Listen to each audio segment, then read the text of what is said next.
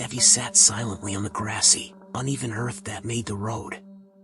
She was accompanied by her mother, now dead. It was dusk and the tall deodars had begun to look gray. On other days, Devi would have raced with the wind, heart pounding with fear until she reached the safety of her village's flickering glow. Today she knew no fear, only anger, only grief. She was staring blankly, nowhere in particular, her eyes fixed on something that she could not register. Her mother sat inside a doko, a big basket weaved by bamboo. She was still, cold and quiet. Except for the occasional rustling of leaves, nothing moved. The wind sighed along with her. An hour had passed and the surrounding turned from gray to black. Devi was awakened from her trance by the howling of a wolf. She quickly lit a match and looked around. Nothing. She lit her lantern carefully. Her mother was still quiet, still cold. She had carried a small bag with necessities. She took out a shawl and wrapped it around her mother. It was a chilly December night, almost time for the snow to make its arrival. She had worn a dhaka cholo, a cotton top and sari traditional garb in Nepal, brown sweater and a woolen hat. That was almost enough to keep her warm, but on her feet, she wore only slippers. The dry, freezing, rude wind bit her toes and cracked her lips and cheeks. Devi had walked since morning carrying her mother in the basket on her back with the help of a jute rope. Her mother was the only family she had. Her father had passed away long before she knew how to speak. Her brother Ramesh had gone to work in the city 4 years ago. They had never heard from him since. So, the two had lived all alone in a small mud hut. Poor they were, but not unhappy. They lived off the few vegetables that they grew, some tomatoes, radish, ginger, cauliflower when season permitted. The village soil was kind and giving inasmuch as they never went hungry. Their surplus vegetables had many takers who took it to town for profit. She and her mother toiled in the fields of zamindars sometimes for extra cash. Life was not bad, until that star-crossed day when her mother had collapsed while tending to her vegetable garden. Devi had been dumbstruck. After a moment of hesitation, she had run like a headless chicken, knocking on every traditional and witch doctor's door. To her relief, the doctor said that it was nothing serious, but how wrong he had been, for after a few days, she only got worse. She started fainting frequently and could not climb out of bed on her own. She got weaker by the day and Devi knew she had to do something. She had to take her mother to the town's doctor. The town was very far, she had heard.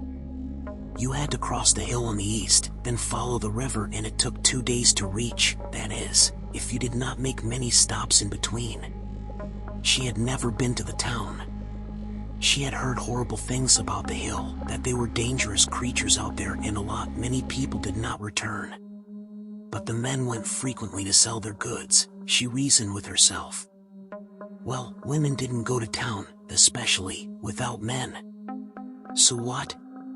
No women ever ventured into the hill alone didn't mean she can't. She lay awake the entire night with these thoughts. Early next morning, she swept the negativity along with the mud floor, packed her bags and her mother, and off she went. As she sat in the middle of nowhere in the dark of the night, she kept talking to her mother as if she were alive.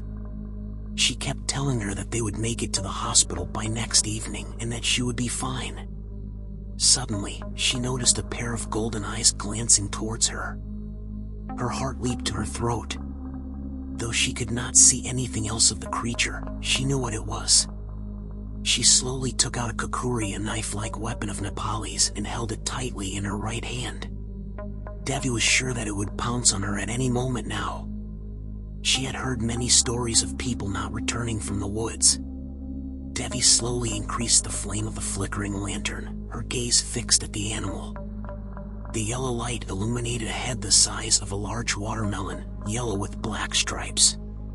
It was standing about 3 feet away. She suddenly felt very hot and was thankful for the occasional wisp of air that blew towards her.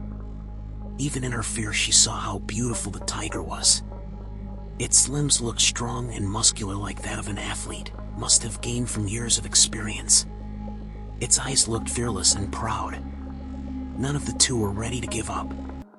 They kept staring at each other. Devi got reminded of the game where a person who did not blink for the longest time won. She was great at it and had always won. She was not losing now. Finally, the animal broke the spell and walked away as if it got bored of the game. It dissipated into the dark trees. Only crunching of leaves could be heard. That too faded soon. She had to make a move or she would not reach the hospital the next day. She took out 2 small aluminium tiffin which contained rice and lentil soup. She placed one near her mother and she opened the other one. She silently ate the cold food, hot tears flowing from her eyes at last. Between sobs, she looked at her mother whose tiffin remained unopened. This made her cry with more vigor. She kept on calling, "Mother, mother, wake up. Please wake up." There was no response. She felt helpless, cold, hungry, and most of all, lonely. She kissed her mother on the cheeks and lumbered down the hill. The tall dark trees looked like the devils, ready to swallow them. Something scurried, but she could not see what it was. She was too tired to care anyway. She knew what the doctors would say, but she hoped against hope that her mother was alive. How could she leave her? She had promised never to leave her. What would she do without her? No, she was just sleeping. The herbs that the village doctor gave always made you sleepy. But she was cold. But it's winter, so obviously, she was cold. She kept arguing with herself in her mind. She didn't seem to be breathing. Maybe she was breathing very softly. Maybe. She didn't notice the sun creeping in, making the black forest look greenish yellow. She was still arguing with herself in her mind, convincing herself that her mother was still alive. The birds chirped all around as if make their presence felt. She saw glimpses of an imposing snow-clad mountain between the trees. It looked warm and golden, flooded with the sun. She instinctively let out a gasp. "Look, Mother." No response. She silently walked. Her back was hurting, feet sore from miles of cumbersome trudge, and she badly wanted to take rest, but she knew she had to continue till she reached the spot. Her mother had told her all about it. She would only stop once she reached the river that led her to the town. It was not until noon that she found the river. She was relieved to see white water gushing parallel to the path that she was walking. She found a big, flat rock where she finally sat down, unburdening herself. She splashed the cold water in her face and drank some of it. Her stomach felt so hollow that if one shouted it, there would be echoes. She just had 2 apples in her bag. One was for her mother. "Mother, aren't you hungry? You haven't eaten since last night." She turned to Mother, who was as white as the mountain she had just admired. Nothing in her body moved, except a stray hair on her face that flowed quietly with the breeze. Devi was slightly shaken by this appearance. Her eyes welled up again, but the salty tears dried before it could release itself from her big gray eyes. She took out a single apple from the bag and chewed on it methodically. The town was not far now. She just had to follow the river. She continued her journey, talking, sometimes, to herself and sometimes, to her mother. She looked back, for the last time, towards the hill that she had just crossed and thought about her home beyond it. She had an instinctive feeling that she was not going to return. She turned around and marched ahead.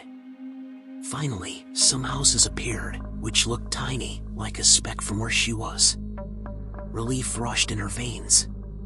Her pace got faster, and though she was huffing and puffing and felt very hot, she did not stop. Gaze fixed to the settlement, she kept walking. After 3/4 of an hour, she reached a concrete road and saw vehicles for the first time. She had never been to the town in 15 years of her life. Her neighbors had warned her, and some were sure that she would get lost on the way. But here she was, standing on smooth concrete snake-like path. Her chest puffed with pride, and she beamed at the thought of her achievement. She had made it to the town all by herself. Another 2 miles and many stairs later, she finally reached the hospital. The worn-out building looked sad, as if it was mourning the death of so many who had visited, never to return. Devi could not understand what was written, but she had been told that it was the hospital.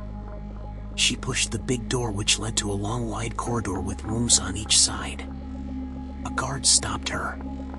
"Where are you going?" he barked. My mother is sick. I need to show her to the doctor," she muttered timidly. "Go to that room," he almost yelled, pointing to the room on the far left. She darted to the room, relieved to see a lady with a kind smile. "How can I help you?" she said. "I am here for my mother," she said, finally unloading herself of the big basket that carried her. The kind lady's smile withered as she checked her mother's pulse, then her heartbeat with the stethoscope, and finally she lit a torch right into her eyes. The lady turned towards her. "She's no more," she said with some hesitation. "What?" Devi had heard, but was in denial. "Your mother is no more, she is dead," the lady said plainly. Devi's heart sank, so deep that she felt like she was falling in a bottomless pit. She stood there stunned. She knew her mother was dead, but the lady's words took the last strand of hope that was left, that tiny, the smallest ray of hope. That was gone. "Where's the rest of your family?" She heard the lady's voice, but could hardly see her through her crystallized eyes. Everything turned black. It was quite dark outside when Devi woke up. She looked out the window above her bed. The roads looked deserted with only some stray dogs loitering around. She looked around and found there were beds all around her, most of them occupied. She was covered in blanket and the bed felt soft. Suddenly, she was jerked by reality. She looked for her mother. She was nowhere to be seen. She started shouting, "Mother! Mother!" Heads started popping up from the beds nearby. The kind lady rushed towards her. "It's okay. Don't worry. She's in the mortuary." Devi started sobbing. "Please don't take her away from me." Her sobs grew louder and turned into a howl as the lady hugged her tightly. Her howls slowly went back to sobs, and she did not realize when she had fallen asleep. She woke up several times in the night, hoping this was all a bad dream. She pinched herself, slapped herself, but nothing changed. The hall where she slept was dark and silent. Only some heaving and snoring could be heard. A lonesome frog croaked somewhere into the night. She felt hauntingly alone, and she had no idea how she would survive. After what felt like a whole lifetime, the sun rose above her head, piercing her eyes. The kind lady was now sitting beside Devi again. "Are you fine now?" she inquired. Devi looked away without answering. "Do you have anyone you know here?" The lady had already understood that she was not from the town by her appearance. No response. "We need to cremate your mother's body." "Don't worry, I'll help you." Devi finally looked at her. She looked almost her mother's age, not old, not young. She wore a cream-colored cotton sari and an odd-looking white coat on top. She had almond-shaped eye, round nose, and an infectious smile, which right now had disappeared. She stared at the lady for a long time, which made her fidget a little. "Who are you?" Devi finally asked. The infectious smile was back. "I'm Mira. Do you want something to eat?" Devi's loneliness diminished slightly. "Yes, please, thank you."